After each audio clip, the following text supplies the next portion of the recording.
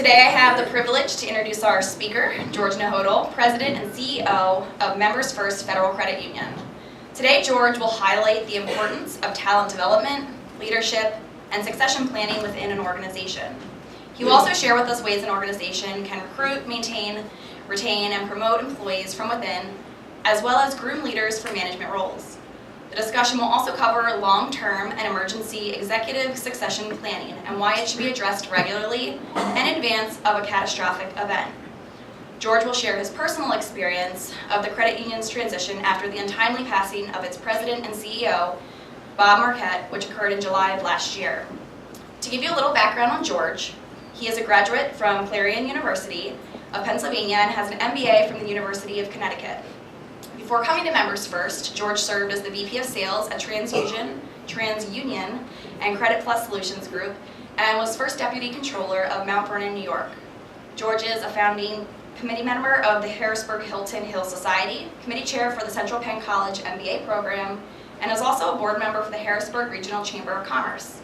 George resides in Palmyra with his wife Kelly of 29 years and has 2 adult sons and 1 granddaughter. Please put your hands together and help me welcome our speaker, George. I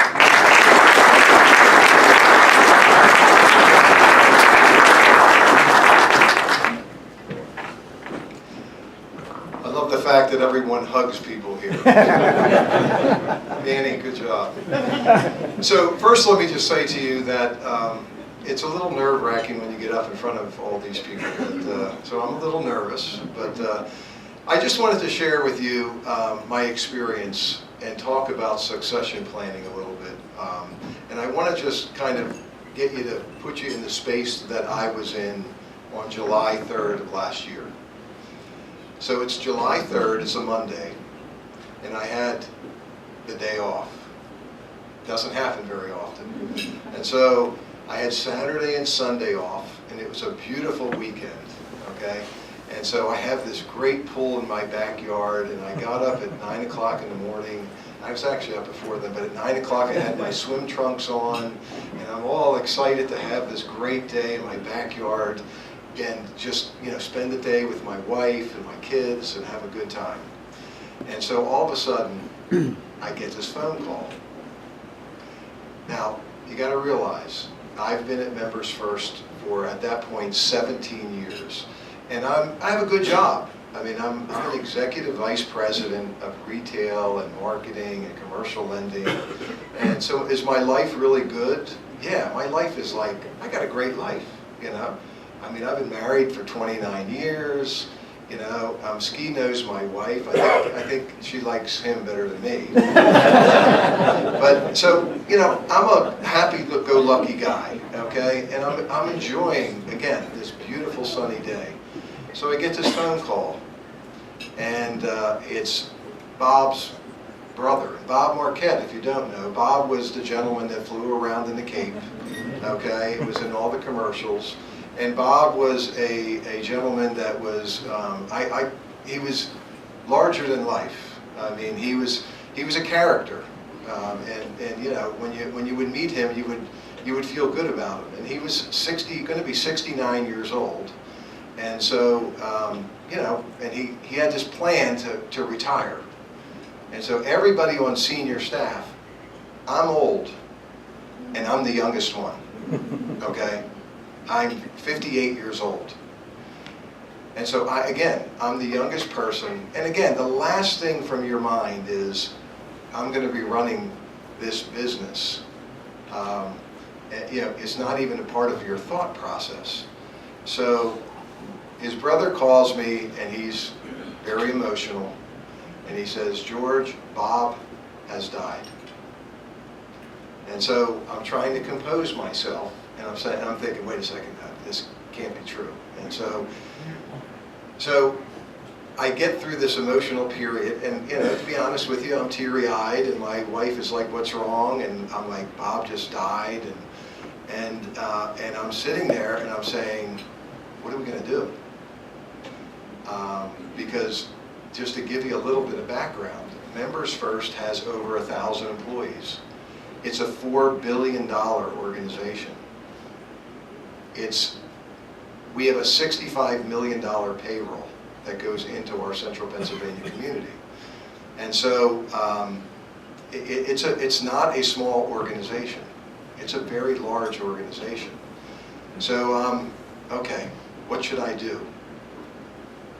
So I called the board chair, who's on vacation, okay? Because everybody's on vacation on July 3rd, okay? All right? Everybody, okay? Everybody's having a great time, okay? So I talked to him and I say, John, we've got a problem, and so long story short, he calls all our board members. We end up doing a conference call and we meet at the headquarters, the people that could meet that were in the area. And so at 1 o'clock in the afternoon, the board gets on the phone, and the board that was there, and they say, okay, George, you're in charge. And I am like, wow. Now I got to tell you a couple things. In the banking business, you have to have a succession plan document for the regulators. And guess who was the person that was supposed to take over? It wasn't me, okay? It wasn't me. It was the chief operating officer, okay? So, again, am I expecting to take over? Not really. So the board says to me, okay, you're in charge. Now, I have 5 other gentlemen, I'm the youngest in the room again, okay, that are looking at me going, why did you pick him? Okay? Right? I mean, and I'm not trying to, I mean, so these things are happening, right? Now, I'm going to add some more humor to this because my first granddaughter, guess when she was born? At 10 o'clock that night. Almost. So, needless to say, I'm so happy I have my hair, okay? Because, I mean, I'm a mess, okay? I just lost this really good friend of mine that I've worked with for 17 years. The board's just telling me, you're going to be the man. I got my cohorts that I work with, that are my peers going, why was he picked, okay? And my wife is going, oh my gosh, we're going to have a baby, okay? So there I am at 10 o'clock at night at the Hershey Medical Center having this child. And then July 4th was like a blur because I am on the phone with a consultant saying, a PR consultant saying, how are we going to communicate this to our members? Okay, how are we going to communicate this to our associates? Because Bob had been there for 30 years. 30 years. And so that just gives you a little bit of a sense for what I was dealing with, okay? And I honestly wouldn't wish it on anyone because it's a very unnerving feeling. And even though I'm actually 38, but I'm really 58 because this job has taken 20 years off my life in the past 11 months, okay? Because it's a lot, okay? Now, why am I saying, I'm not saying this to complain. I'm saying this to you because you need to plan. And you need to have a plan and a succession plan. And it's not something that's a piece of paper that you put up on a shelf, okay? And listen, you are all leaders. You are all wonderful people that support your community. But do you have a plan for your life, okay? Not only your personal family life, but you have a plan for your business.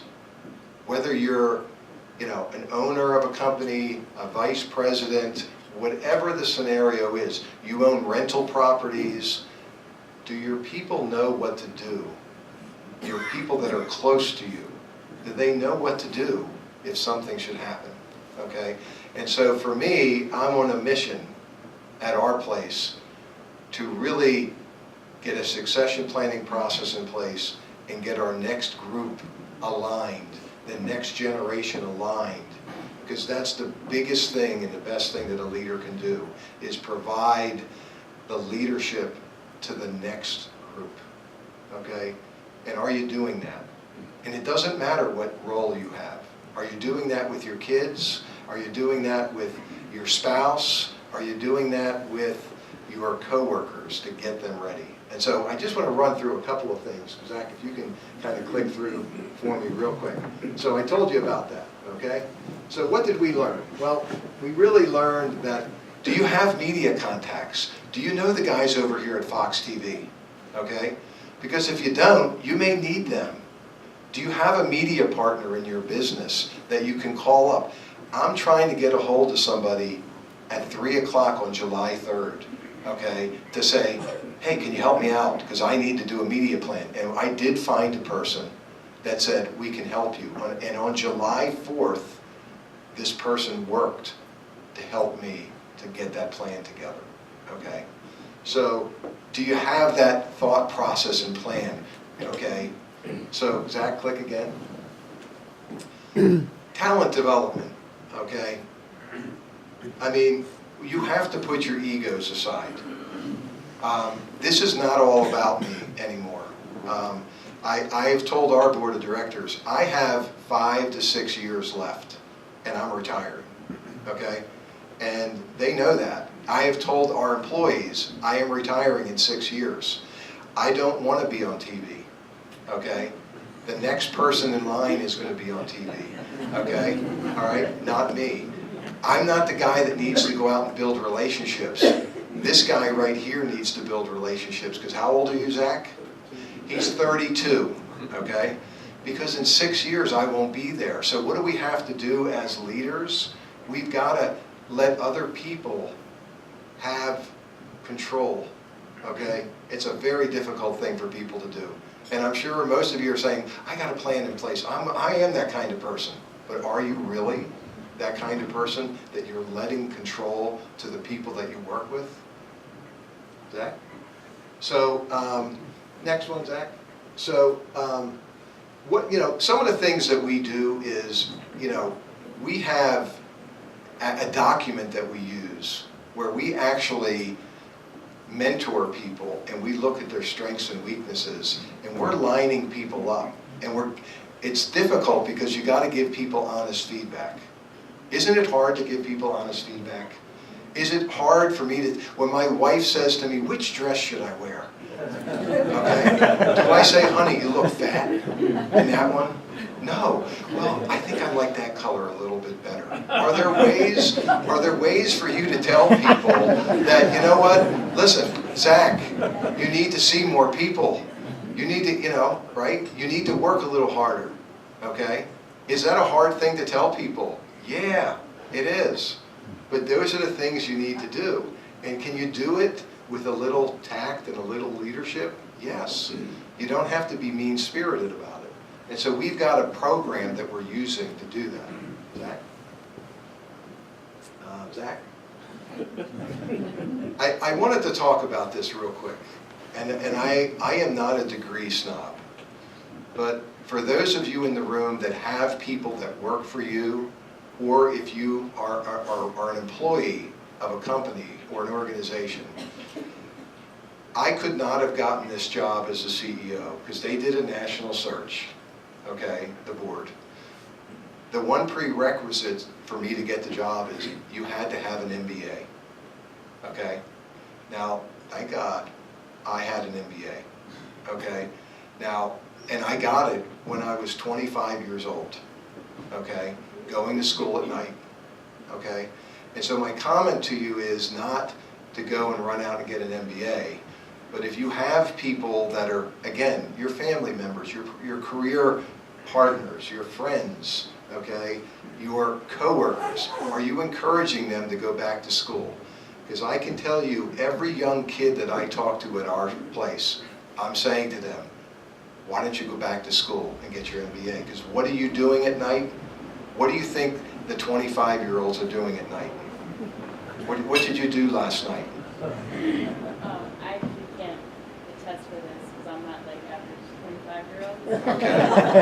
I cooked a nice meal and I got ready for today. Okay. So, thank you. All right. But my comment to you is that most 25-year-olds, when I ask them that question, they either give me one of two answers. I watch TV, or I play video games, okay? I have 30-some-year-olds that are telling me that, okay?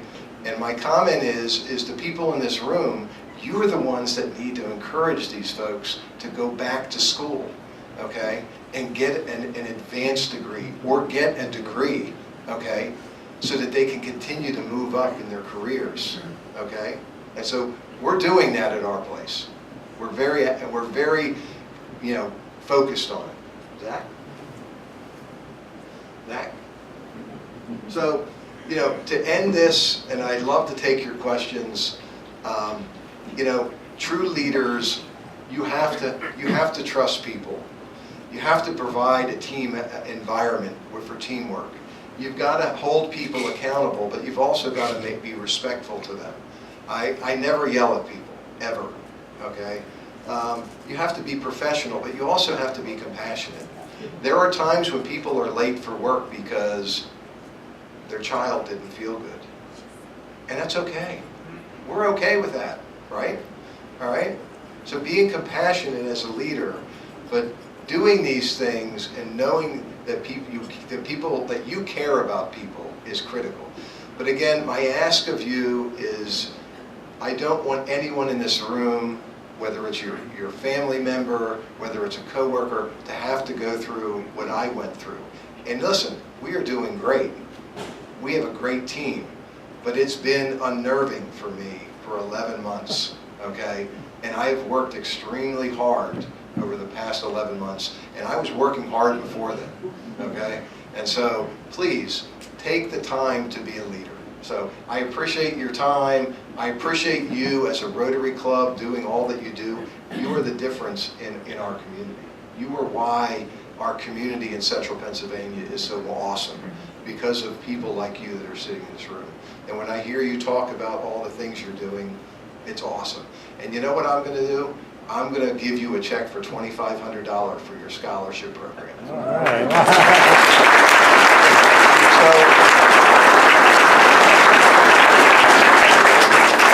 What if I gave you $50,000?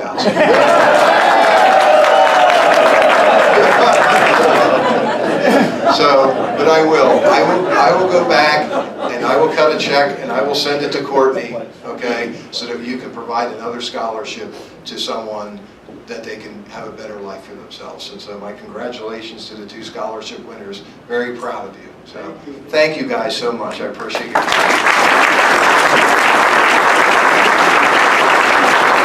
I don't know if you have any questions, okay, or any thoughts, I mean, did I make sense? Yes, yes.